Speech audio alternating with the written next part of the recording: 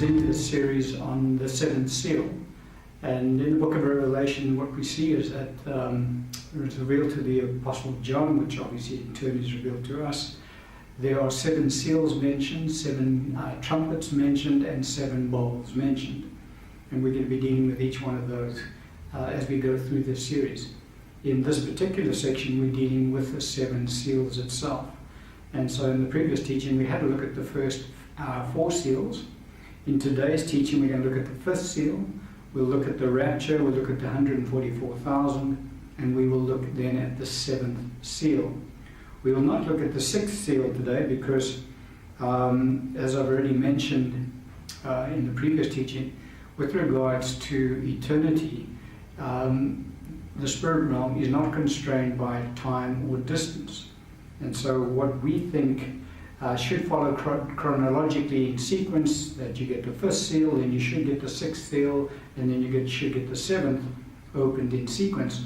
Although in Scripture they actually are opened in sequence, what transpires is that the events around the opening of those seals do not chronologically take place in the earth in that sequence. And so we will see it more clearly as we get through it and we get to actually discussing the 6th seal. But we'll see very clearly that the events pertaining to this opening of the 7th seal certainly do take place chronologically in the earth before the events of the 6th seal. We'll look at it as we get into it.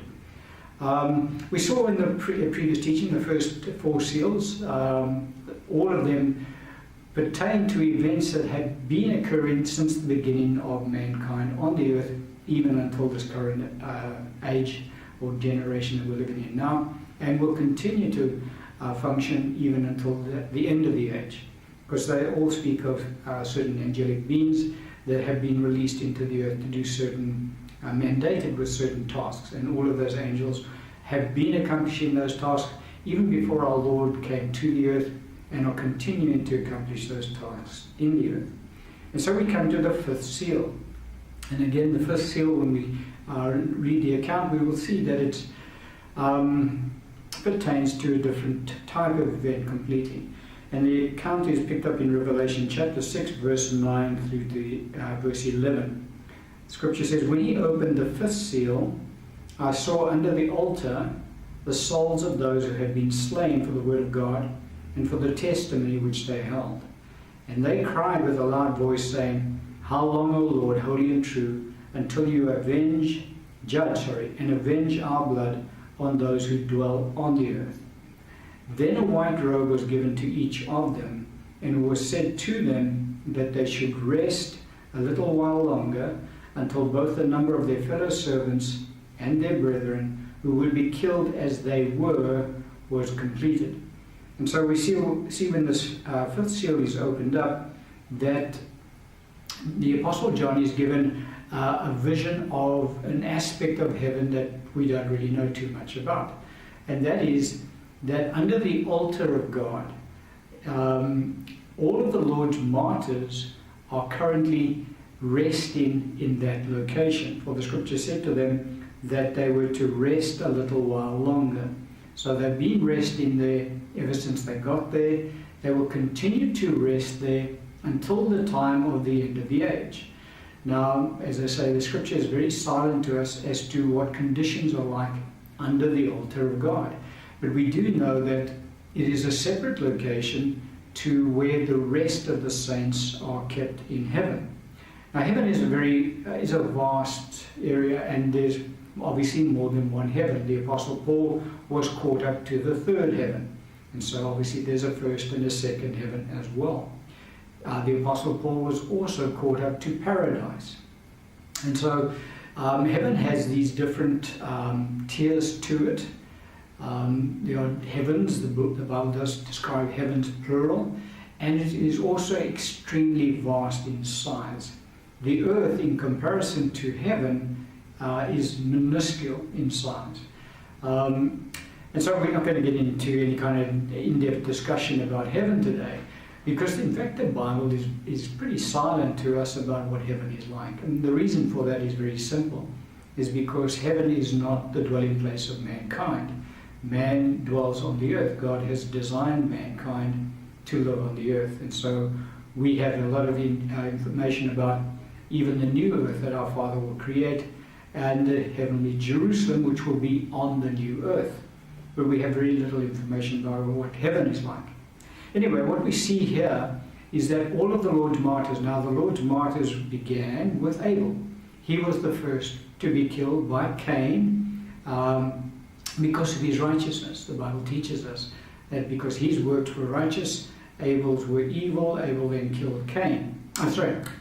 Cain killed Abel, And Abel is in heaven today, and he has always been there under the altar of God. That's another important point for us to understand, is that they're not standing before the throne of God. They are placed under the altar of God. And so they're in a separate location to the rest of the saints, but they're also not before the throne of God, because for various reasons we're not going to touch on that right now. The other thing we see here is that there are multitudes that were there when John saw them. Because he says here that he said, I saw under the altar the souls of those who had been slain for the word of God and for the testimony which they held, and they cried with a loud voice, saying, How long, O Lord, holy and true, until you judge and avenge our blood on those who dwell on the earth? And so there were multitudes at that time when John saw them. Now that would have been all of the Lord's martyrs that had died from the time of Abel until the time John saw them. Now it was said to them that they were to rest a little while longer until their full number was completed. And so their full number has not yet been completed, because ever since the time of John's vision up until the present day, multitudes of the Lord's saints have since been martyred for their faith in Christ. And that number has not yet ended, because that number will only be completed by the end of the age. And so all of the Lord's martyrs, when they die, they go to this separate location in heaven. They're housed under the altar of God, not in the city of Jerusalem, but under the altar of God. Now, why are they there? Because they are destined for great glory on their day of judgment, because our Lord has deemed them worthy to suffer death for the testimony of Jesus Christ our Lord. And so they will receive great glory on their day of judgment. Something else that we see from this passage of Scripture is that it was at that time when the seal was opened, this first seal, it was only at that time that they were then given their white robes. Now why is that? It's because the white robes that the saints wear are washed clean in the blood of the Lamb.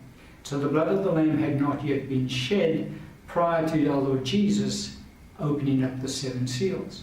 And so when he opened those seven seals, he had already offered up his blood as the atoning sacrifice for the sin of the world, and therefore their robes could therefore be washed in white. And they were then at that point given white robes. And so all saints that go into heaven now are given their white robes, including the saints under the altar of God. But the point I just wanted to bring across here is that all of the saints up until that time, even though those martyrs were under the altar of God, they did not yet have their white robes on, because the blood of Jesus had not yet been shed. At the time of the opening of the first seal, that had transpired, and so their robes could be made white in the blood of the Lamb. And so that's the information given to us when the first seal is opened. It's really just God giving us a bit of insight into what transpires in heaven, a bit of insight regarding the Lord's martyrs in heaven, and that which we've discussed so far. So it's not really an aspect that says, okay, well now this thing has to take place because the fifth seal is opened. Not at all. It's just God showing us when the first seal was opened what pertains around the issue of the Lord's martyrs in heaven. But then we get to the sixth seal, which we'll not discuss today, because as I say, as we get into the seals, you'll understand why. And then the next seal that is opened is then the seventh seal. But before the seventh seal is opened, these two, well, there's actually three events two events that must take place. And we'll discuss those two events now. The one is the rapture must take place. You'll understand when we get to the seventh seal, because the seventh seal heralds the outpouring of the wrath of God on the earth. And that begins with the sounding of the seven trumpets. So the seventh seal leads into the sounding of the seven trumpets. But before the seventh seal can be opened, this event has to take place in the earth, which is the event which we as the church today commonly call the rapture. And we'll look at two passages of scripture around this event. And the reason we're going to look at this event is purely because this event has to take place before the seventh seal can be opened. And although it has already been opened, chronologically in sequence in the earth, it hasn't yet been opened. The effect hasn't yet been brought to bear. Because don't forget we said that eternity is outside of time. And so when our Lord opened that seal, it doesn't mean that now this has to happen in the earth at the same time. It happens in the earth thousands and thousands of years later. First scripture we'll look at is in 1 Thessalonians chapter 4, verse 13 to 18. The Holy Spirit through the Apostle Paul writing to the church, and he says, "But I do not want you to be ignorant, brethren, concerning those who have fallen asleep, lest you sorrow as others who have no hope.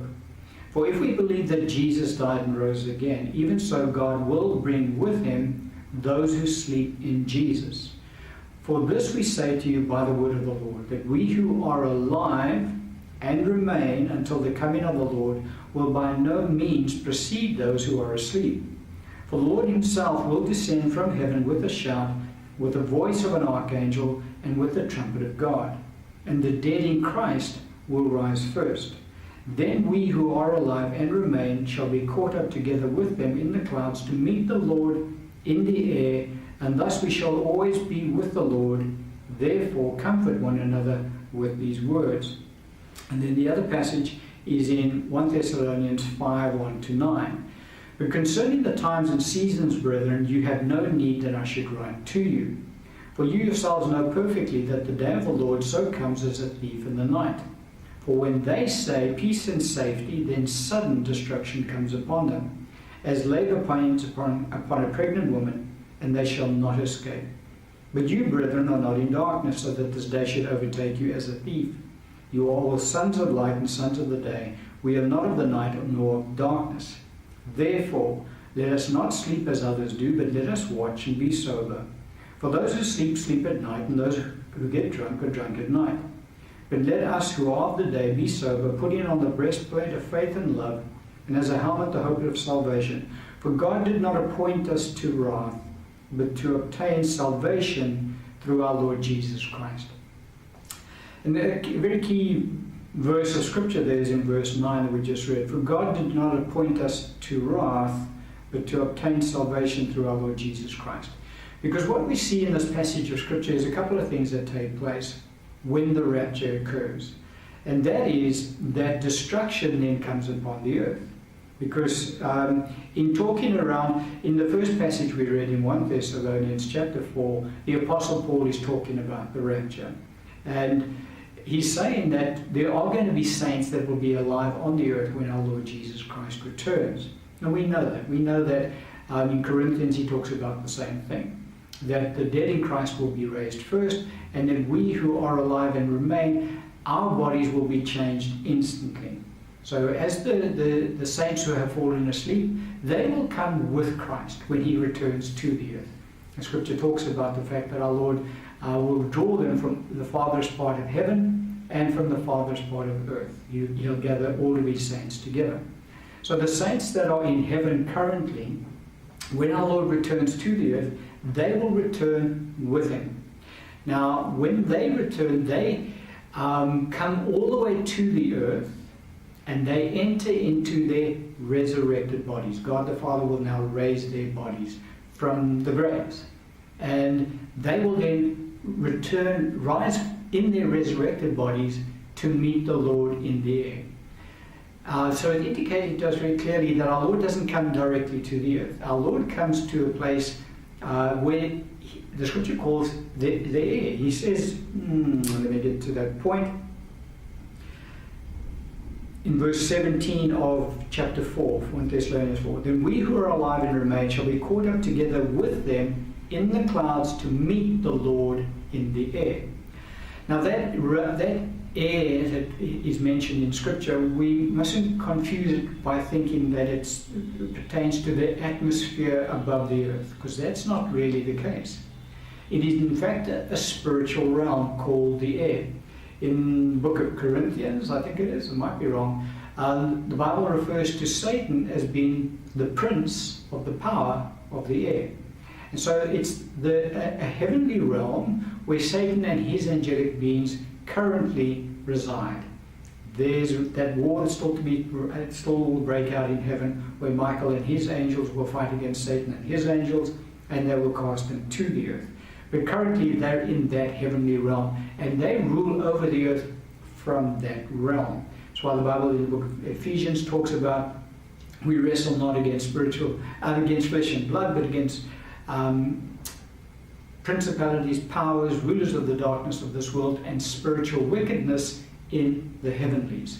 And so Satan and his angels reside in a heavenly realm which is above the earth, which is called the air, because the scripture calls Satan the prince of the power of the air.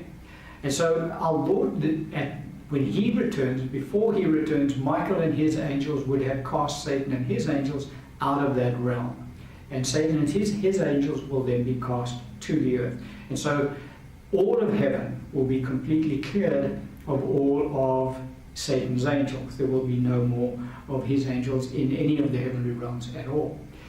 Now, when our Lord returns to the earth, the saints who are currently in heaven will return with him, but they will not yet have their resurrected bodies. So our Lord will return to this place called the air, and he will wait there. His saints will continue to the earth, where they will then enter into their resurrected bodies.